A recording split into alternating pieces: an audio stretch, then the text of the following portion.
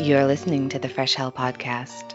Fresh Hell contains stories of a disturbing and often graphic nature and is intended for a mature audience. Please don't let your kids listen to this, or they might turn out like us.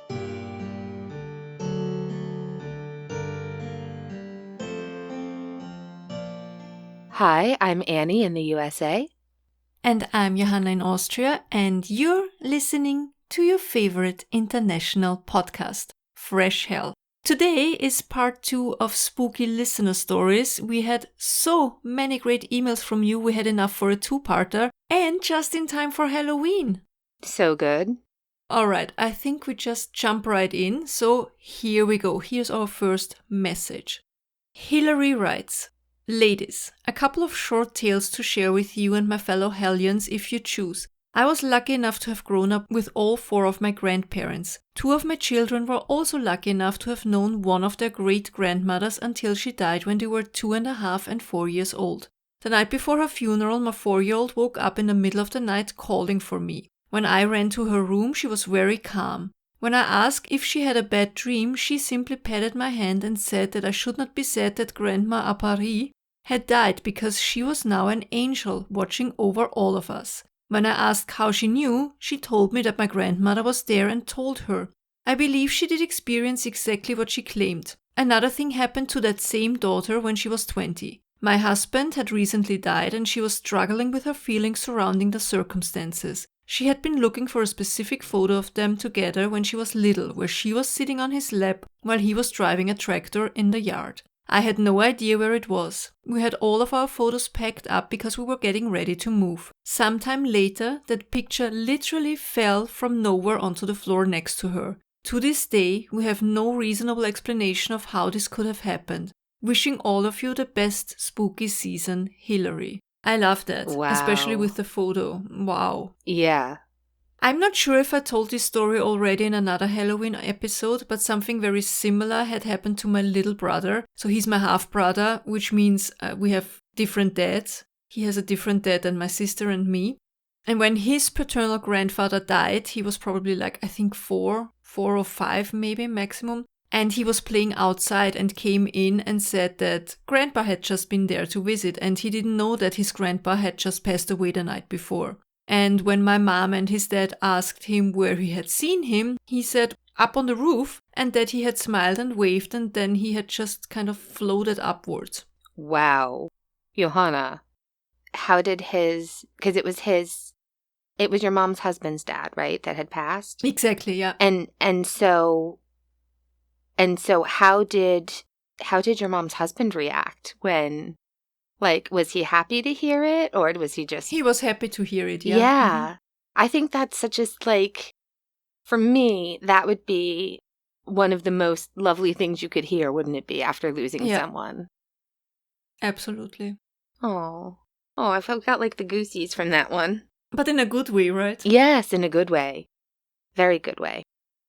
All right. Next, we have a really nice letter from Melanie, and she writes, Hello, Annie and Johanna. I'm a longtime listener and love your podcast. Thank you for the awesome content that I enjoy every week and recommend to my friends always. You're welcome. Thank you for recommending us to your friends. For my story, you can use my name. I've told this story so many times that if I was anonymous, people would still know that it was me. I have changed some details to protect the person that the story pertains to. Trigger warning for suicide. I grew up in Scotland, and this is mostly where the story is based. I'm not going to share the name of the town. When I was 18, I moved into a shared house in the town I grew up in. This was a corner block and backed onto the manse belonging to the church. This is where the priest lived. Although I grew up Catholic, I was not and am not religious, but I still knew the priest and would chat to him regularly and his dog, Gemma. I'll call the priest Father Mark. Being a Catholic priest, he lived alone with just his dog. My bedroom was at the back of the house and looked into the garden, plus the manse garden and garage. In the summer of 1999, I went on holiday with my mum, brother, and sister to visit friends in Norway. Because I was 18 and had moved out of home, and was missing my boyfriend, I was miserable the whole trip. Oh. How I wish I could go back and experience Norway now. I look at pictures from the trip and just wish I could shake my belligerent teenage self and beg teenage me to appreciate the amazing scenery. However, that wasn't to be, and I was reasonably bored most of the 2 weeks I was there. I think a lot of us can sympathize with that scenario. About 2 days before the trip ended, I had a very detailed dream. I've remembered my dreams since I was about 13 and taught myself how to, but normally dreams stick around for a few hours or days. This dream I can still picture 25 years later. In the dream, I was in my hometown and a young priest was trying to talk to me and get my attention. However, he was only speaking in Latin, and after a few minutes I told him to go away if he wouldn't speak in English to me, because I couldn't understand him or help him. His shoulders dropped, and he turned and walked away rejected. A few days later, we got back to Scotland, and I went straight to my boyfriend's house rather than going home. I'd been there about half an hour when my mum phoned and asked if I've heard about Father Mark. This was pre-social media, so I'd heard nothing. The night I had the dream, Father Mark had died by suicide in his garage. I can't help but think in his misery, he was reaching out to me, the person who should have been physically closest with him on the planet. But I wasn't home, and even if I was, would I have known to go next door and help him? I think about that dream and Father Mark often. Sorry for the sad and spooky tale. Please keep making your amazing podcast for a very long time to come. Your loyal hellion, Melanie. I think that it's important that you not... It's incredibly sad. It's really incredibly sad.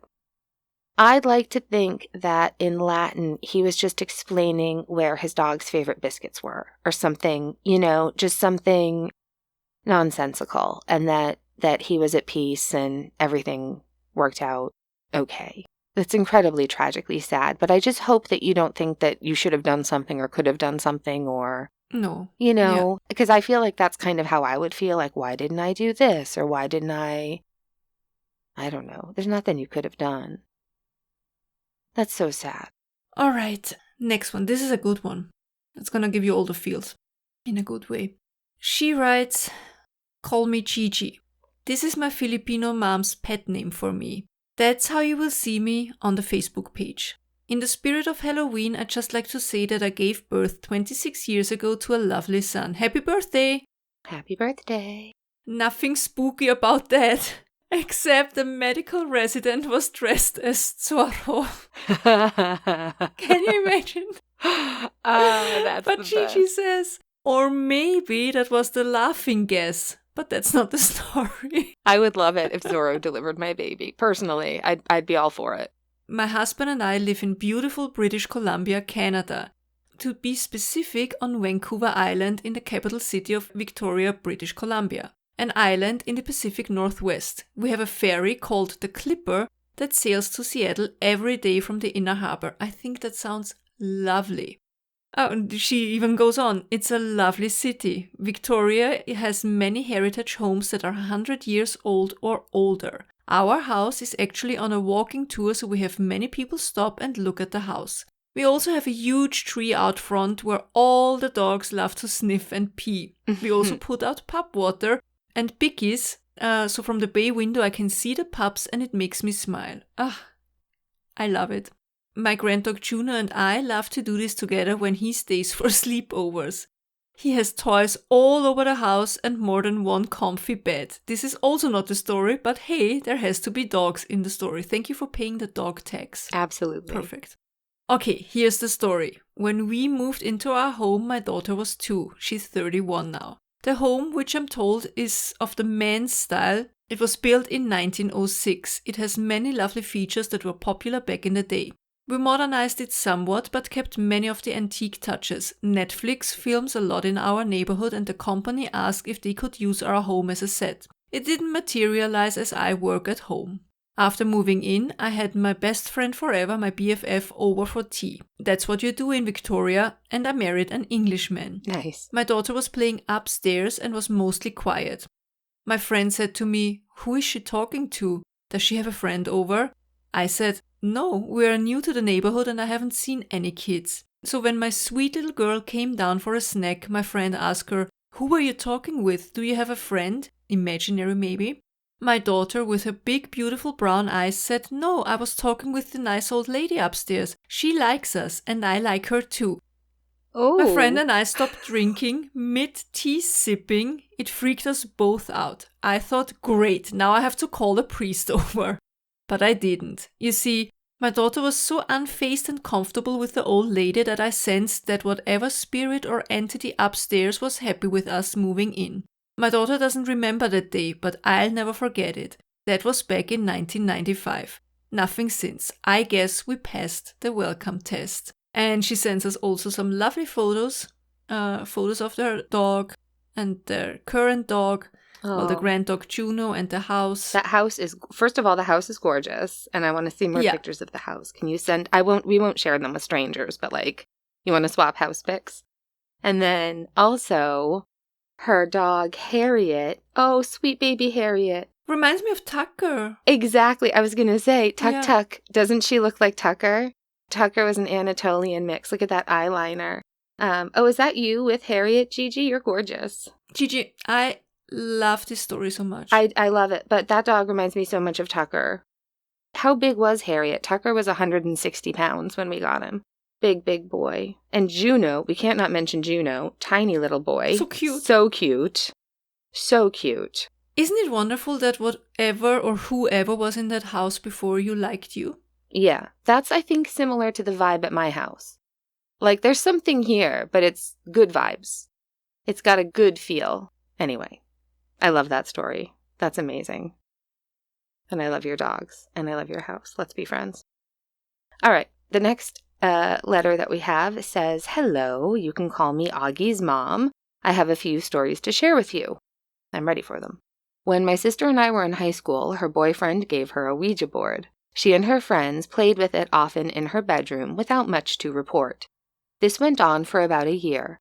I went off to college. She never had anything interesting to say about it. One night they were playing with it because 2 of our friends had recently died in a car accident. My sister and her friends decided to ask the board about the friends. They asked if there was anyone there that they knew. It replied with friend Nikki, which was one of the friends who had died.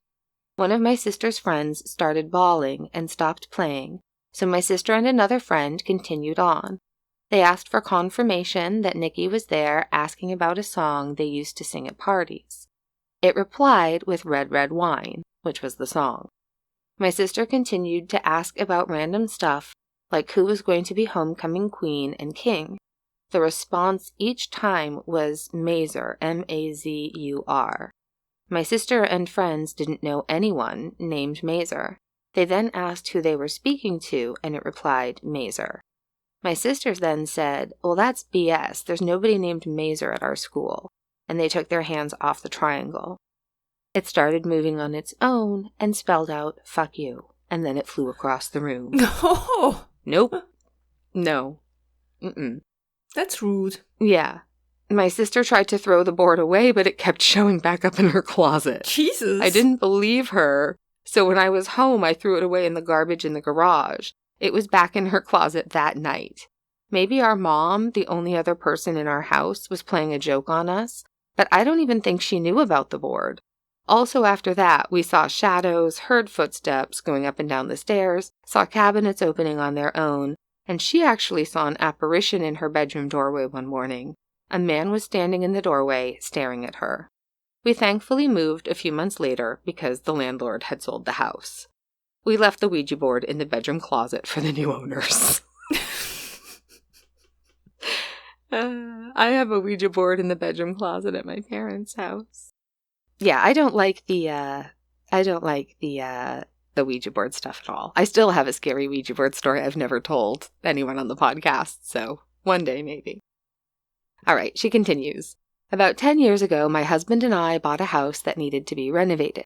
We took down wallpaper, scraped popcorn ceilings, put in hardwood, painted every room, etc. I would spend late nights there painting by myself before we moved in. I often felt like I was not alone and was being watched. Sometimes it was so bad I would just quit painting long before I had planned to. I told my husband, but he said I was imagining it. We moved in and the renovations continued. I would often see shadows out of the corner of my eye and always felt like I was being watched. We met a woman who was the niece of the original owners a few months later, and she was interested to see what we had done with the renovations, so she came over. She told us her aunt had died in the house after a long illness. We also took her to the basement where we hadn't done much work yet, where the kids' playroom was located. She would not go down the stairs. She said we might want to get a priest and sage stick because she said her cousin's room was down there and he had done some dark things, including killing animals. She actually said, quote, he probably opened a portal to hell down there. My husband laughed, and I just nodded and nervously smiled. A month later, my sister came with her kids, and my kids and hers were in the basement playroom playing. My sister and I were in the kitchen on the first floor having coffee. We heard a very loud bang, followed by the kids screaming. We were annoyed, thinking they were up to no good, so we get to the playroom, and the door was shut. And we open it, and the kids came running out crying. They said that the door had slammed shut and locked, and that they heard a growl. They never played down there again. Then, a few months later, they were back at our house for Christmas with our grandma, who had been recently widowed. My grandma woke up first thing in the morning and asked why we didn't tell her we had a cat. We didn't have a cat. She said there was a cat in the guest bedroom during the night and it slept at the foot of the bed. She said it wasn't there when she woke up in the morning, so she thought we might have opened the door to let it out of her room during the night. Nope. That's actually her. She said nope. We then talked about what the previous owner's niece had said, and my grandma just nodded and said, it was a cute little ghost cat, poor thing. We then learned how my grandma had a gift for seeing dead people. This was her first experience with a cat, though. She had some wonderful things to say about her conversations she had recently had with our grandpa, too, even though he had died a few months earlier. Happy Halloween, Hellions! Wow. Is there any chance that you moved to a rather infamous house in Amityville? Was the playroom red or brownish in color by any chance? Oh. No, but seriously, I don't like the shadows at all. No. And the feeling of being watched. No, thank you. But I was laughing before. The fact that you guys just left the Ouija board for the next tenants is like, fuck it, not our problem anymore. Seriously. Same. Also, I think it's cool that your grandma was like, oh, well, it was a ghost then. That's fine. Yeah. Your grandma sounds cool. Poor little kitty. Well, it sounds like it's happy. So the next story is from Margaret. Hello. Since my story about the last trailer on the left last year was well received, I thought I would include yet another story of the bizarre. Yes, I remember your trailer story. I remember. I live in a smaller town in central Virginia, sort of a crossroad for Civil War battles, and also appears to be some sort of outpost on the road to hell. Was that in the listing? My house was built in 1906, so it had plenty of time to accumulate all sort of things. Did I mention it's haunted? How do I know this? Well, I don't know with the scientific certainty that it's haunted, but I'm pretty sure it is. I call my little abode Hell House. The first odd incident occurred about a month after I moved in. This was in November of 2018. I've gone to bed, my partner was downstairs watching TV with his mom. It was a normal weekday night. I got in bed and fell asleep, but a couple of hours later I found myself in the closet of my bedroom. Normally not a problem, right? Well, Margaret, I don't know, if I wake up in the closet, I think that's a big problem. I'd be a little concerned about that, yeah. You just twist a little doorknob and the door comes open. Nope, not in Hell House. I tried my best to get the darn door open and it would not budge. Also, the closet looked way bigger than it really was, and it seemed to open up into some other gigantic room. I didn't really sense any presence or anything malevolent, but whatever happened, that I was firmly locked in that closet. My partner had to rescue me once I started screaming loud enough for him to hear. Whoa. And for you skeptics out there, I can firmly attest to the fact that I had not taken any drugs that night. So I've done my share in 66 years. I do not drink, so I had no alcohol. I'm not on medication. I wasn't sick or running a fever. I can't explain what happened, but it was very bizarre, and it sort of gave me a not so great feeling about the house. I wonder why, Margaret. I wonder why. Yeah, that's not a great feeling, waking up in the closet. No, that's not a great start in a new house, I'd say. No. The second involves a rather interesting tenant I had, and believe me, I've had numerous interesting tenants. I will call this girl Tiffany to protect her identity. I've known Tiffany for a while and she had been staying as a tenant for about 4 or 5 months at when the incident occurred. She was a little bit of a kleptomaniac, one might say. And from time to time I would notice small things missing from the bedroom. At that point I started locking the door to my bedroom. One day my partner and I were going to go out for the afternoon and we left Posey, my pit bull, asleep on the bed as we often did. I do believe Tiffany had the idea of committing thievery, one might say, since I had received some money and some of it was in cash. Tiffany decided it would be a fine idea to put a ladder on my deck, climb up the ladder, open my window, climb in and steal the money. I think this pissed off the guardian spirits or whatever they are that reside in my house. Tiffany had been complaining that she saw images and she would hear whispering and music quite often when there was no radio on. I can back her up on this because I had heard the music and seen the flashes of whatever. So Tiffany, all 4'11" of her, makes it up to the window, climbs in. I guess she couldn't find the cash or something spooked her because she was making her descent down the ladder and got about maybe half a third of the way. It's a tall ladder, mind you, and suddenly it felt as though someone had taken the ladder and pushed it backwards. Oh no. She fell and got a horrible hematoma on her leg. However, I think in some sort of divine retribution, the gods smiled upon the hell house that day, or perhaps the resident ghost, and it was the ghost or the gods who pushed Tiffany off the ladder. She landed in a large pile of trash bags. Sadly, they contained cat litter, so yes, she was covered in cat fecal matter and urine, not to mention cat litter. My partner and I, 12-year-olds to the end, had a good laugh over that. I guess the spirits don't like theft. The home invasion seemed perfectly okay with them, as they did nothing to protect my partner and I from home invasion in 2021. That's horrible. That's awful. That's all I have got. I hope you enjoyed these true tales of Hell House. I have sold Hell House, by the way, and will be leaving soon. I'm not going to tell the new owner anything about the incidents, nor am I going to leave her gardenia plant, which is supposed to take evil spirits away. Is it really? I had no idea. I don't really like her that much. Margaret, I saw you post about selling Hell House and remember thinking that Hell House sounds like it would be a good name for a fresh hell clubhouse. It really would, wouldn't it? I also just really appreciate how matter-of-fact things are for Margaret. Like, she's kind of like me in that, like, I'm not judging. Like, listen, she's a good girl, but a little bit of a klepto. like, this is fine, except for this part that's definitely not. I love it, Margaret. You're the best. All right.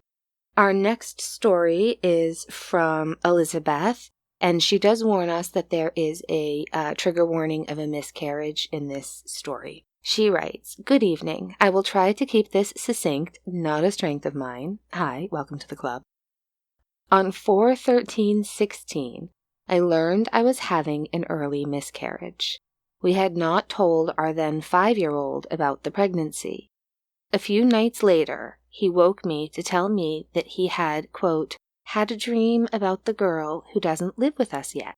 On 4/13/17, so exactly a year later, I received confirmation of another pregnancy, but my hormone levels were much higher than they should have been based on when conception had occurred. We later discovered that we were having fraternal twins. The pregnancy was challenging, and I lived on the maternity ward for a month before I delivered. They were ultimately delivered via urgent C-section because twin B's heart crashed any time I stood up.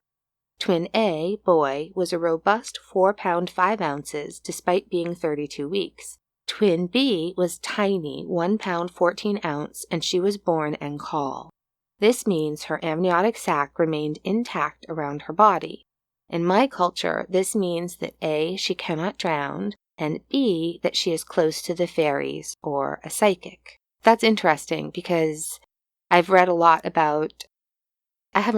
about, but I've commonly come across it mentioned, babies born with a caul being thought to have, be a witch or psychic abilities or, Same here.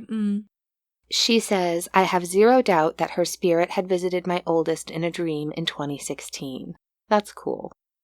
Final bit of weirdness. My aunt and uncle were also twins. One was born just before midnight and one just after, so they had different birthdays. My twins were born on my late godmother's birthday. That's so cool. So today all 3 humans, amazing humans, are thriving. So that's great. I love that. That's a fun one, especially with the birthdays in common. That always happens to you, also in a lot of our cases. Mm-hmm. All the time. I have to sit down and make a list. Annie, here's another story that you won't like. Oh, fantastic. It goes, Hey Annie and Johanna. My name is Danny, and if I'm lucky enough to have my story read, you may use my name and any part of this email. First, let me thank you so much for all that you do. I just got into podcasts a few years ago when a friend suggested I try them out to keep my mind off my turbulent life. These last 5 years have been absolutely hell for me. Your podcast, as well as others, have helped me so much you will never know. Thank you from the bottom of my heart. Thank you, Danny. Yeah. Thank you so much. Really. Thank you. I had asked on the Facebook page if alien stories could count for Spooky Fuckery Month, and I believe it was Annie. Yeah, that's said right. Yes. Mm-hmm. I remember. I do too. I was like, oh boy. I'm not saying I was visited by aliens, however, some really, spooky things have happened to me over the course of many years now. Incident 1, Michigan, Upper Peninsula. The first account was when I was maybe 12 or so. I live in Michigan, the Great Lakes splendor of the United States, and a friend of mine has some land in the Upper Peninsula. It's so peaceful and beautiful up there. No light pollution or even people. It's an amazing place to stargaze. I really, really want to go to one of these places with absolutely no light pollution. Like, it's okay where I live. Mm-hmm. There's really just not a lot of it, and we see a lot of stars, but I really, Same. Continuing. My friend, his brother, sister, and I were walking down the hunting trails long after the sun had set to do just this. Look at the stars and talk about the many problems kids of our age faced at the time. The only light we had was from our flashlights. Well, as we walked, the trees over us gave way to a clearing, giving us a huge view of the star-speckled sky. Hey guys, look, I exclaimed, pointing with a stick I had been holding. There's a satellite. Satellites are a very common sight if you have clear skies and know what to look for. They look just like normal stars, only they move at a steady pace across our skies. I saw the Skylink satellite a couple of months ago. Isn't it kind of creepy? It's so creepy. I didn't even wear my glasses at first, and I was like, what the fuck is that? And then I put my glasses on and looked up, and it looked cool but also creepy. Yeah. I don't like it when I see Starlink. I love it when I see the occasional satellite or the ISS or shooting stars, but something about Starlink, for some reason, I don't like it. It's like, oh no, that's too much stuff up there. It's too much. Then he continues. It was what the satellite did next that was so unnerving. After we watched it for a few seconds, it made a blade-sharp 90-degree turn to the left, then appeared to move even faster before disappearing behind the trees. Can they turn like that, Danny? My friend's sister asked, sounding a bit nervous. No, I said, sounding just a bit scared. They can turn, but not like that. We all said nothing as we just stared at each other. I'm not sure who moved first, but we all ran as fast as we could back to the campsite, not telling his parents what happened as we dived into our respective tents for the night. None of us ever talked about it again. I remember laying covered in blankets even though it was the middle of summer. I kept imagining a bright light shining outside the tent and little green men coming to take me away. I couldn't shake this feeling that it had somehow seen us. I laughed the next morning, thinking how silly of me to think a spaceship thousands if not millions of miles above the planet had seen a group of kids walking down some hunting trails in Michigan, pointing up at it with a stick. Incident 2, the Sleeping Bear Light. The next event happened many years later. I was up north camping with my ex and a few friends. We were sitting around a campfire at night laughing and having a few drinks with friends when suddenly everything fell silent. The animals you could hear snapping twigs all around us stopped, the crickets stopped, even the gentle breeze ceased to blow. I looked at my ex with a quizzical look, who was already looking at me with his own confused gaze.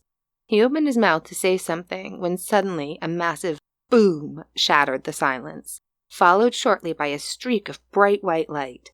The light was so bright it caused the ground around us to glow white, causing us to shut our eyes.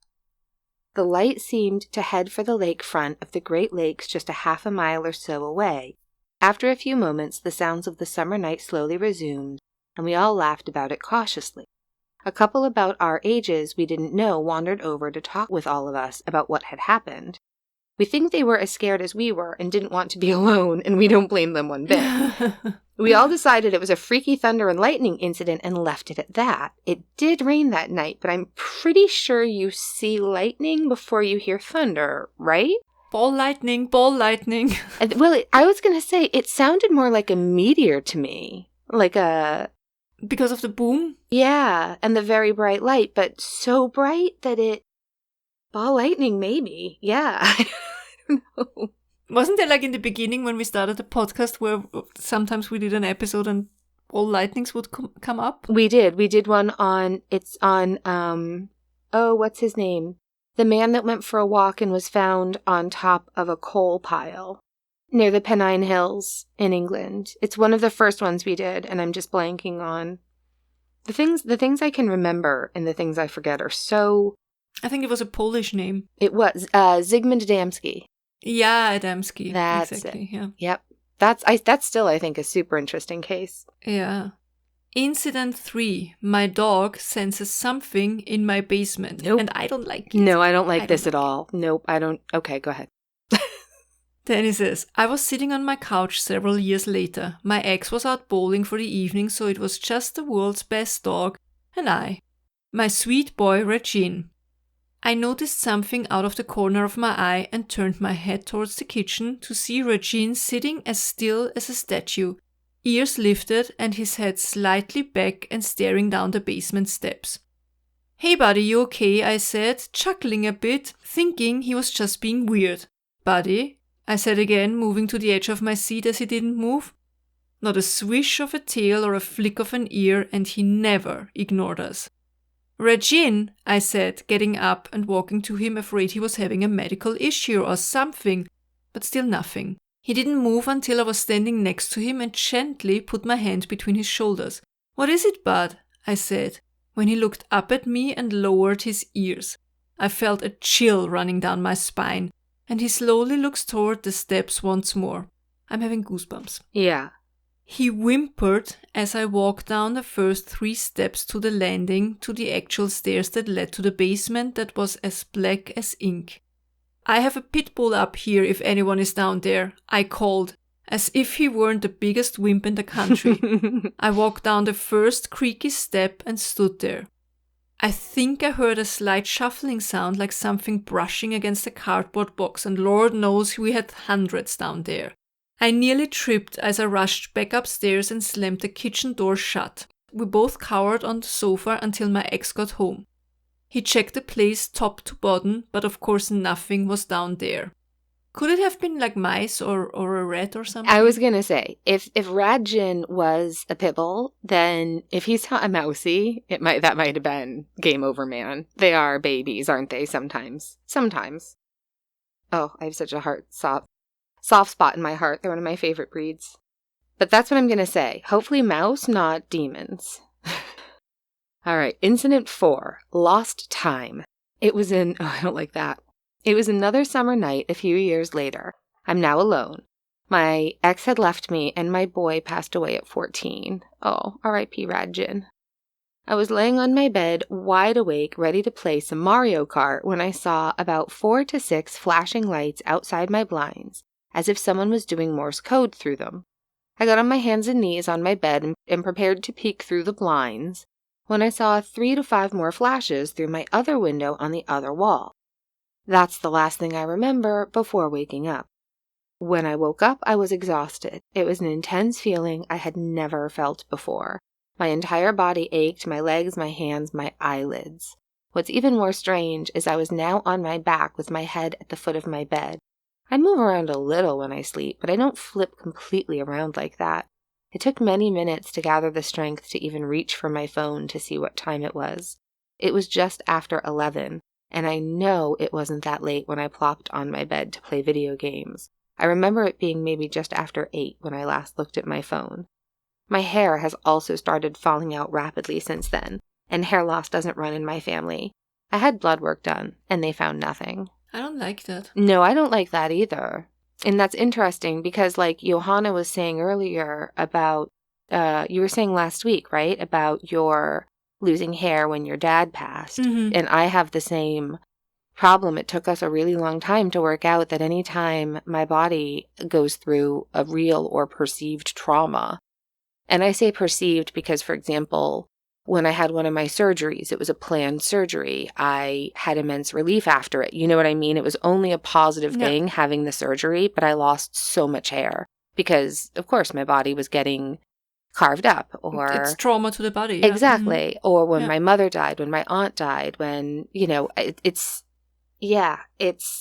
a trauma can definitely cause your hair to fall out rapidly, for sure. 100%. Yeah. And I bet you anything, it's not just something that happens to women. I'm sure it happens to everybody. Definitely. Yeah, definitely. All right. And then Danny says, final incident so far. There was something on my roof.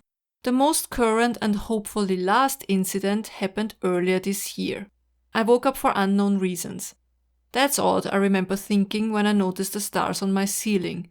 Yes, I'm a near 40-year-old man with glow-in-the-dark stars on my ceiling. Hey, I have a nebula light my husband gifted to me. I love these kind of things. My bedroom at my parents' house, which I still stay in when we visit, still has stars on the ceiling from 1990, and they still glow. So, no judgment. Then he says, they are cheap garbage that glow for about 20 seconds when the lights go out. Danny. But here they were glowing like the sun. I moved my arms a bit as they felt funny, like my room was filled with static electricity or something. Well, in their true fashion, the stars stopped glowing in about 15 seconds, leaving me in complete darkness once more. Well, almost complete darkness. There was the dim yellow nightlight out in the hall. I don't know why, but something was telling me to look towards the door, and when I did, I wish I hadn't, because what I saw, or think I saw anyways, chilled me past the bone. It chilled me to the marrow.